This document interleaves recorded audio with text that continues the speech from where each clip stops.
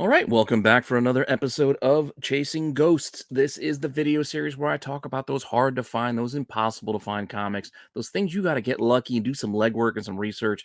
And like I said, you're not just going to find it when you go to your shop on a Wednesday, say, "Hey, do you have this book?" Chances are they don't. You got to, like I said, do some legwork to go and track some of these books down because they are on the lower print side and just harder to find. With that said, hopefully you're enjoying this series as well as everything else here on the channel. Let me know what you think in the comment section. Please like, subscribe, hit the alert button so you don't miss anything. Keep telling your friends so we can keep growing the channel. And if you want to see what books I have for you this week so we can make the determination whether they're just hard to find or if they're actually ghosts, just hang out for a few seconds after the intro and I will be right back.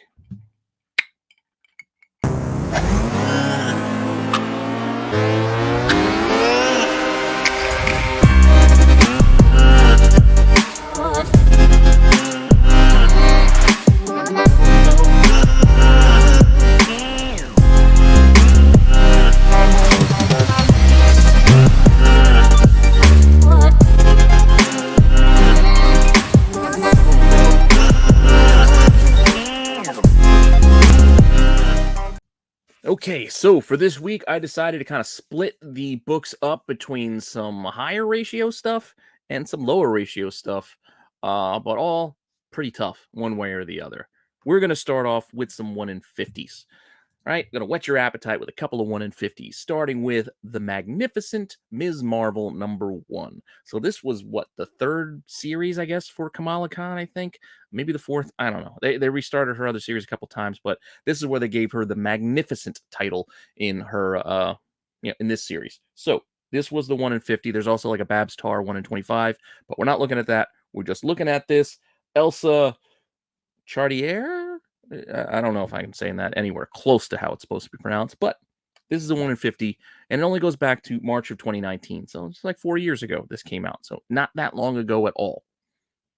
Print run on this book, the regular Ms. Marvel. She was a very popular character, getting speculated on by everyone out there. They're all hunting for her books. So I was actually surprised to see the print run of this was only about 27,000.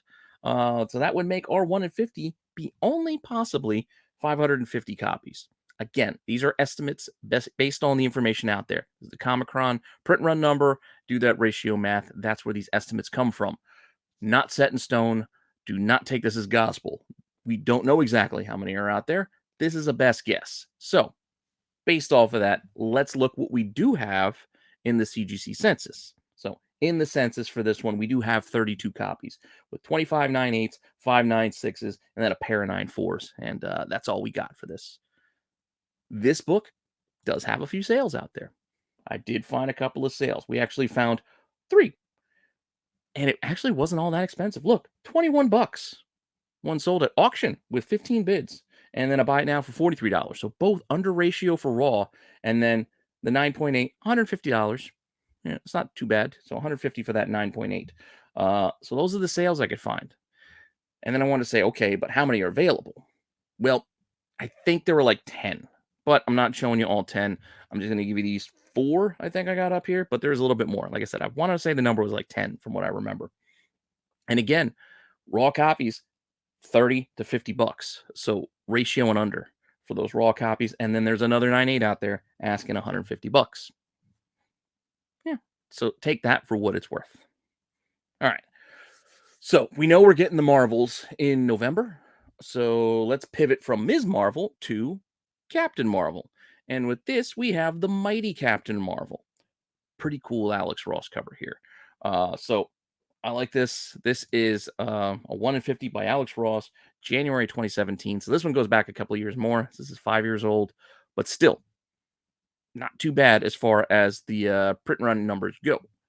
Estimated print run for Captain Marvel at the time was just under 50,000. So our incentive is just under 1,000. 970 copies is best guess estimates. Not a lot, not a little, decent number. So not surprised that I saw, and this also being Alex Ross, I saw a number of these in the census. We have 135 in the census. That's not something we normally see on these books that I choose for this show, but this one we have it. So 116 9/8s, 118 9/6s, and then a single 9.4. All pretty high grade. copies do sell for this book as well. We do have basically right around that ratio mark when you look at these raw copies, 45, 46, best offers on 50 and $60. So right there around ratio for it. Asking prices, well, we got a 9.8. Well, actually, a couple 9.8s. One 9.8 is only looking for $200. Another 9.8 is looking for 375. And then we again have that raw looking for about $65. So it's still kind of hovering in around that ratio kind of mark. These were the only three that I could find. So I was surprised that I found more of the Magnificent Ms. Marvel, considering there's half as many potential copies than I did for this, where I only found these three.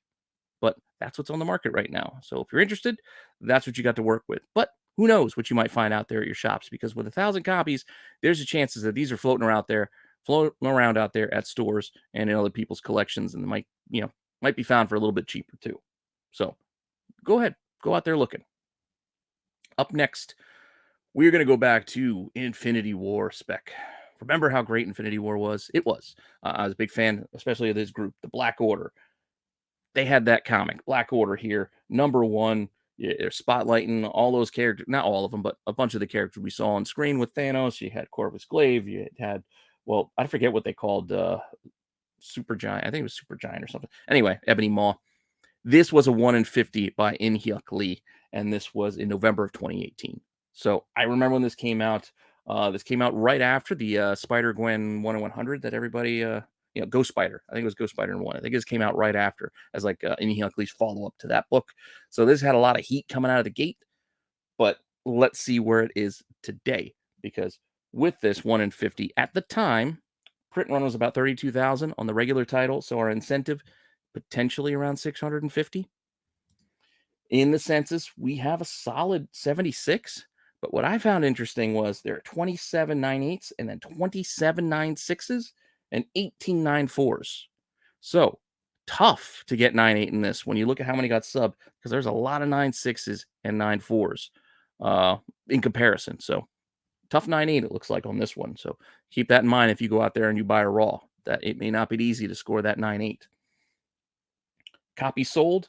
Well, we did have a few, not a ton, but a few. And they actually sold for under ratio, pretty cheap. Look, $30 with 10 bids. Another auction with 3 bids got it up to only $19.50. And then there was a best offer on $50. I don't know how many times I got to keep saying it, but some of these books should not be put up for auction, because if it's not a hot book, do not put it out there for auction, because you will most likely, as a seller, be disappointed. As a buyer, look for those auctions. You may get lucky. Just throw what you feel comfortable in paying out as your high bid. Sit and wait. You'll be surprised how many of these things you might win, because there's no competition, because nobody else is looking. So you find an oddball book that you find interesting, just throw a bid down for what you feel you are comfortable in paying. And if somebody else outbid you, no big deal. No big deal. So I don't know. That's just what I do. And I found myself collecting quite a few rando variants and high ratio things just by doing that very thing. Just by just saying, you know what? It's a 1 in 50. I'll pay $12. And hey, I won at 10 or I won at $9. Okay, good enough. Hey, it's kind of fun. I don't know. That said, what are the asking prices on this? Asking prices for this are still higher than I thought. Higher than I thought. There's more than these three, but 76, 130, 150. So it seems like they're still asking prices up in those higher values from when this book was hot. So people probably remember when this was hot, and some of these sellers are probably still holding out for some of those hot prices. But as you can see by some of the sales of $20 and $30, the market may not agree. So keep that in mind when you're out there shopping, and if you are out there selling as well, that be rational and be reasonable when you compare the two. Just have your expectations set. I'm not saying you have to sell something cheap. If you don't want to sell it for cheap, you don't have to. Just be aware you could be sitting for a while then. So if you do want to move it fast, you might have to consider lowering the price. That's all. That said, we're going to kick it up a notch. We're going to kick it up a notch for the next two books and go with some really high incentive ratios that I thought were pretty fun. Both these Deadpool covers on Hulk. Let's go on over to the Red Hulk book, Hulk 14.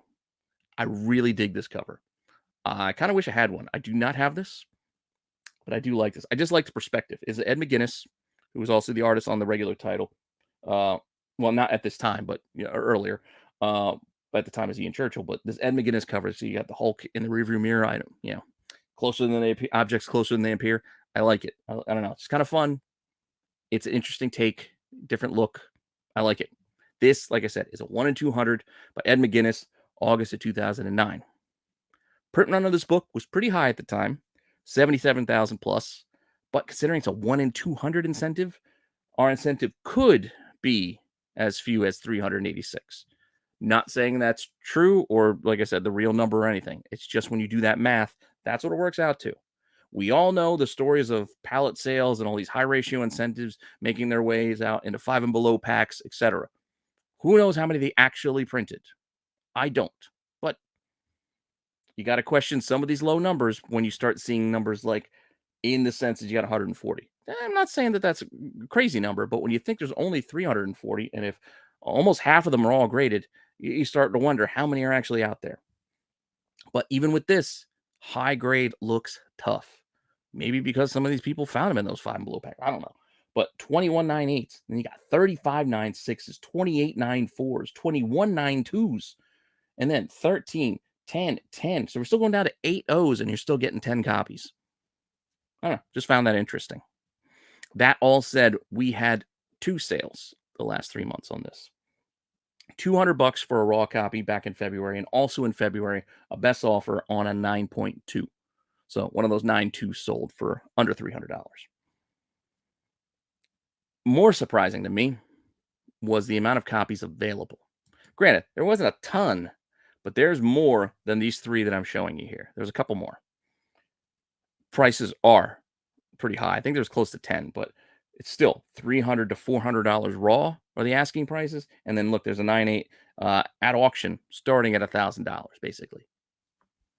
Who knows where that'll end up, if that will actually sell, but prices are pretty high for this, which I'm not as surprised about that. I was just surprised again by the number of copies I saw out there.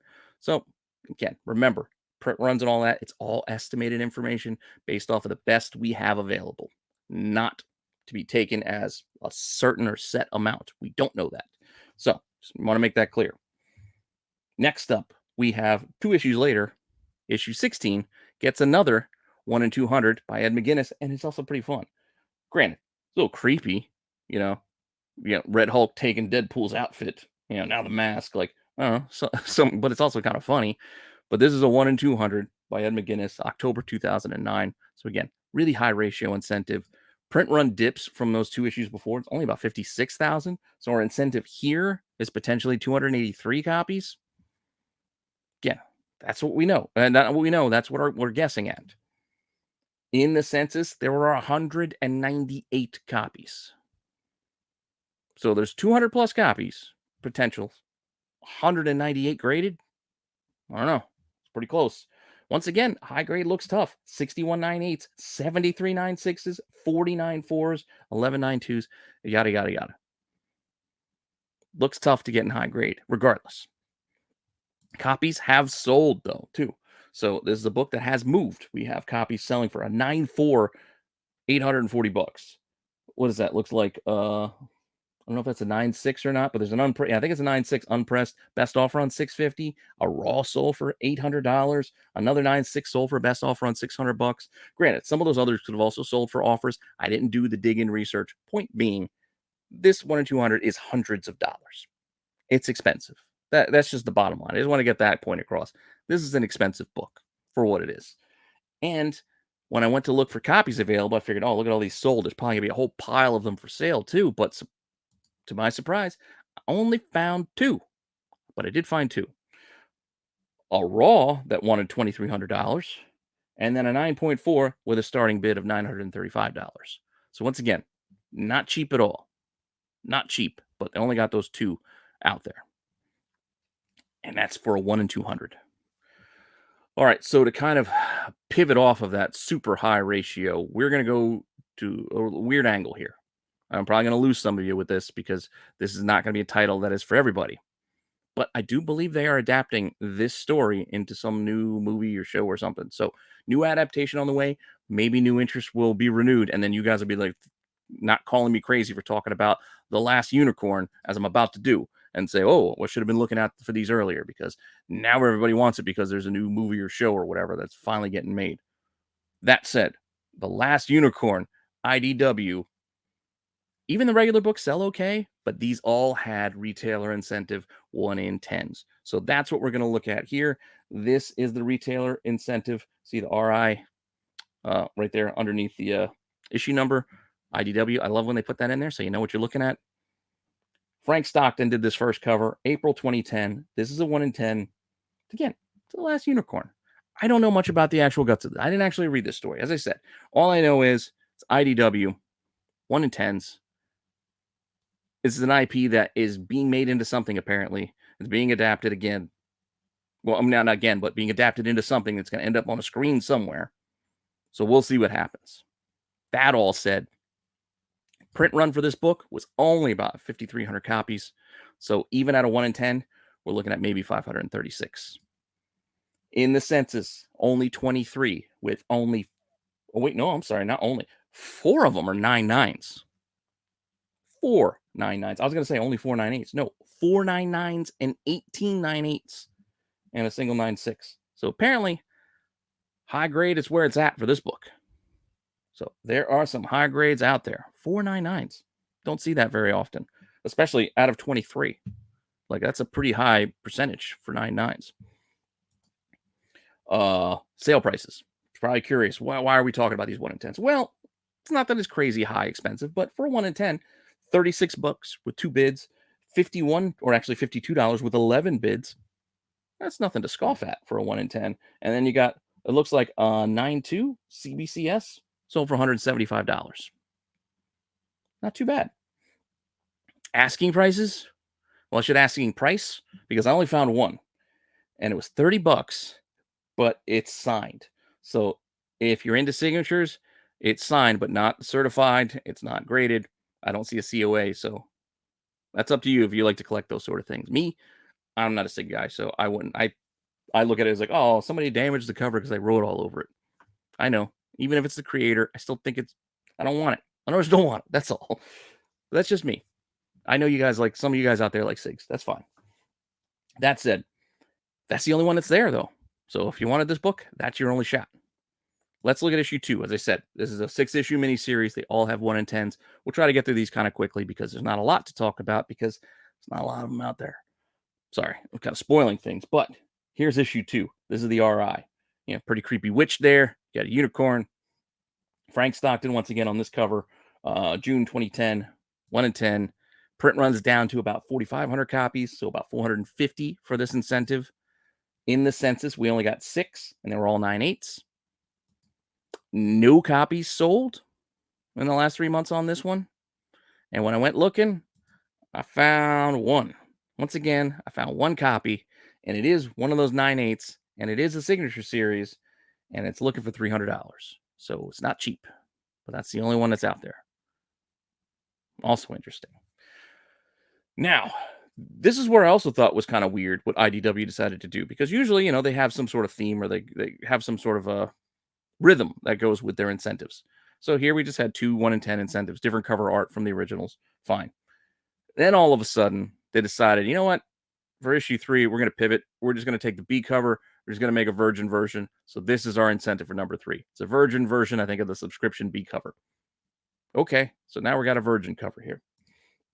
Frank Stockton again doing the art. September 2010, 1 in 10 on the incentive. Print run ups to about 5,100 copies. So the incentive is just over 500. In the census, we've got a whopping 3 copies with 2 9.8s and a 9.6. Once again, no copies have sold within the last 3 months on this one. And when I went looking for what's available, I found a single one again. And it is yet again a 9.8 SS looking for $300. I think it's the same seller, has both of these books. Still, 1 in 1. That's it. That's the first half. Now they decided with number 4, let's take, I don't know if it's the A cover or the B cover. We're going to take the art from one of the covers. We're just going to give you the sketch version now. That's what we're giving you now for the 1 in 10. We're just completely pivoting, going away from the virgin. Now we're going to this. Why? I don't know. But here's the sketch version. This is also 1 in 10 September 2010. This came out the same month. They double dipped that month. This is a Renee Delise cover. So hopefully I'm saying that right. If not, I apologize. Print runs down to about 4,800 copies thereabouts. So the incentive is 478 potentials. In the census, we only have 6, 398s, 296s, and a 94. Once again, no copies sold.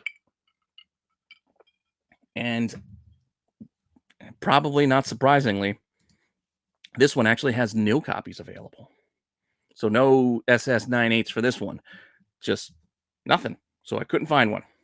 Went looking, couldn't find it. So what does IDW decide to do with issue 5? They're going to give us another sketch. They're going to give us another version. Nope. They're just going to go back and just give us some new cover art for a random for issue 5.